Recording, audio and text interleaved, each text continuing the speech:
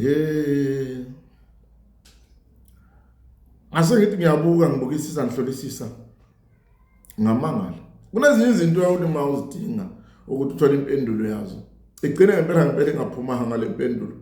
Angazi noma ingqondo yami yajula kakhulu noma kusuka ku10 kodwa ngiyajula.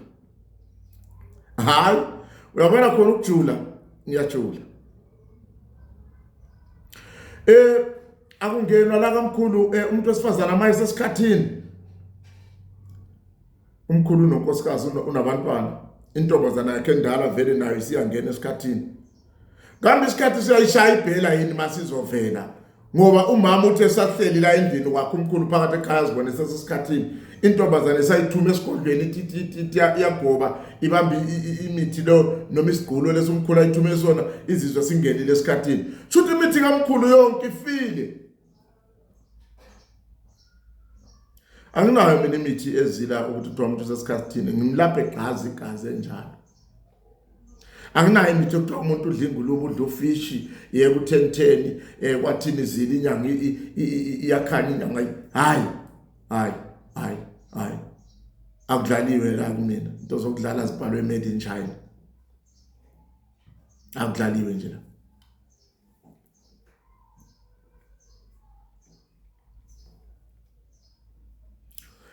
Uyabona mangabe kuthiwa nisesenemithi okuthiwa ibulawa ukuthi umuntu wesifazana usesikhathini ama menstruation periods umuntu wesifazana abulala imithi. Anisizonyanga nonke. Ansoba prophet nonke ngoba izwatsho zenu zifile zibulawa ngamakhosikazi wenu. Ozibulawa ngama next door ngoba ama next door mayishoda ngemithi njengoba imithi ishota nje kubantu. Kuthi uthi isitha sakho siyothatha wena amaphedzi la asebenzile sponsele emzini wakho. Phela umuzi wakho ebusuku imithi yakho ife. Why niba nemithi ebulawa into ezilula nje ezincane kanje? Kanti indaba yomuthi nje yona isijiki ifuna kuba ijoke nje ijikiwe into yokudlala. Akwazi. Kambe umuntu wesifazana sengazafe uphethe umuthi uhlule ukumlapha ngoba kuthiwa nakho sesikhathini. Wena wedwa uyisikhathi wena. Mensuration period because ukuze wena ube conceived it is because of mensuration cycles. If there was no mensuration cycles you wouldn't be conceived. You were once a mensuration. So ungcolile wena before ubambe imithi. Asekube lokho esifaka imithetho engekho la. Sidlala ngoNkulunkulu sidlala ngedlozi. Miningi imithetho idlozi lengakaze linike yona kodwa they whisper to me yakhuluma nawo. Hamba ngizwa kubantu ngithi we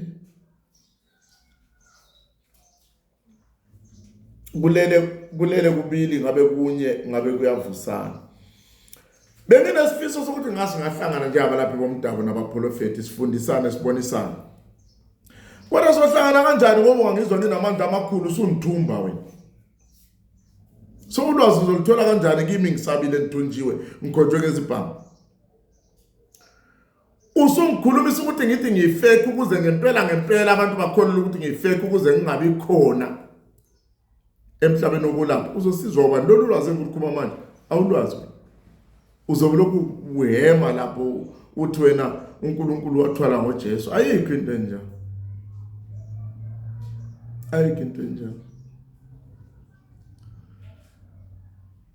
Ubumbano, ukubambana, ukubonisana kuyadingeka.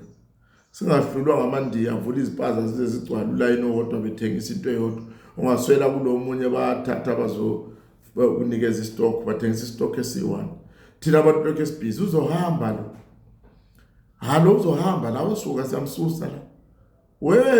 Wena susonguwe mina niletwa ngawe. Yeka mfundisa abantu. Kunezinye izinto ezijika zisenze izigqila zingafanelanga. Ngoba sivuma nathi kuba izigqila singafuna nokudinga ulwazi. Singayifuni nenkani yokwala into engazwakala.